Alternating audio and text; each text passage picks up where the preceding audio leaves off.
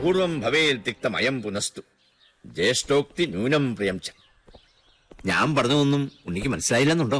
എല്ലാം മനസ്സിലായി. മച്ചിയുടെ മകൻ മരുഭൂമിയിലെ മൃഗതൃഷ്ണയിലെ ജലത്തിൽ നിന്നും പൂക്കൾ പറിച്ചു ചൂടി മുയലിന്റെ കൊമ്പിൽ പണിത വില്ലുമെടുത്ത് കടലിൽ നായാട്ടിനിറങ്ങി. എന്താ വാക്യത്തിൽ വ്യാകരണ പശ കൊണ്ടോ? ഇല്ലല്ലോ. ഇല്ല. പക്ഷേ നോൺസെൻസ് ആണ്, മീനിംഗ്ലെസ്.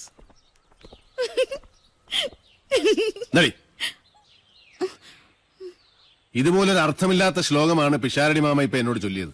നെല്ലൂർ മന അരക്കില്ല വണത്രേ. സംശയം വേണ്ട, അത് സത്യാണ്. യക്ഷിക്കഥകൾ പറഞ്ഞ് നാട്ടുകാരെ നശിപ്പിച്ച ഒരുപാട് മനകൾ കുഞ്ഞുണ്ണി ചുളുവിൽ വാങ്ങിച്ചിട്ടുണ്ട്. അറിയാം.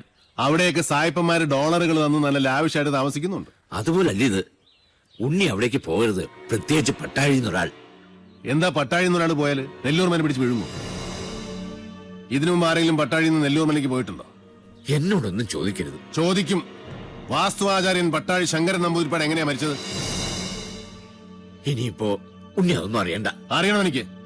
രാവും പകലും എന്റെ അച്ഛന്റെ കൂടെ നിഴൽ പോലെ നടന്നത് നിങ്ങളാ. പറയിപ്പിക്കുന്ന നിങ്ങളെ കൊണ്ട് ഞാൻ. പിഷാരടി, നടന്നതെല്ലാം അവൻ അറിയട്ടെ. വാങ്ങാൻ പോണ മനയുടെ മേന്മയും ചെമ്പ്രയിൽ നടന്ന മനുഷ്യക്കുരുതികളും.